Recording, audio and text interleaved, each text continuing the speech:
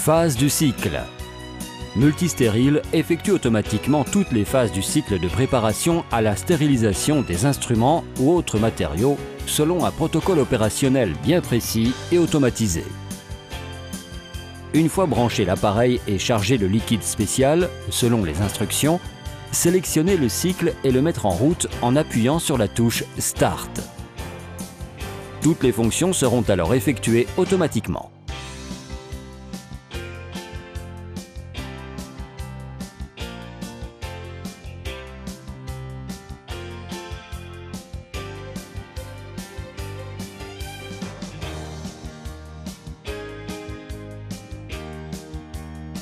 Alimentation en eau. L'eau entre dans le bac grâce à la pression du réseau à travers une conduite spéciale placée sur le couvercle du dispositif. Lorsque l'eau a atteint le niveau voulu, le débit se bloque automatiquement et la phase suivante démarre. Arrivée désinfectant, détergent et mise en route du liquide.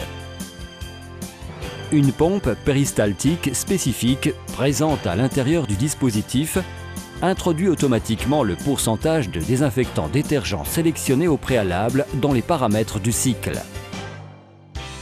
À la fin de celui-ci, la phase successive démarre automatiquement. Chauffage. Le dispositif procède pendant 5 minutes au chauffage et à une première décontamination statique des instruments. Dégazage. Ce processus permet d'éliminer les gaz dissous dans l'eau, évitant des interférences avec les ultrasons et améliorant leur efficacité. Lavage à ultrasons.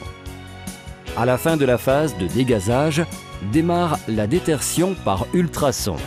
Début de la cavitation, permettant de retirer les résidus chimiques et organiques présents sur les matériaux plongés dans le bac, faisant chuter la charge bactérienne de plus de 95%. La durée de ce processus peut être programmée par l'opérateur de 5 à 30 minutes. Vidange. Au terme de la phase de détertion, Multistérile évacue automatiquement tous les liquides présents dans la cuve. Lorsque le bac est complètement vide, la phase suivante de rinçage démarre. Rinçage. Pour retirer tout résidu chimique des instruments, démarre alors la phase de rinçage. L'eau est introduite sous pression par des gicleurs spéciaux placés dans le couvercle. L'eau introduite est ensuite évacuée automatiquement dans le réseau hydraulique. Au terme de cette phase, commence celle du séchage. Séchage. Pour garantir un séchage correct du matériel, la machine produit un flux d'air chaud grâce à un ventilateur et une résistance placée sur le couvercle du dispositif. L'air chaud passe délicatement sur les objets et en absorbe l'humidité sous forme de vapeur. À la fin de tous les processus décrits jusqu'ici, un triple signal sonore préviendra l'opérateur de la fin du cycle.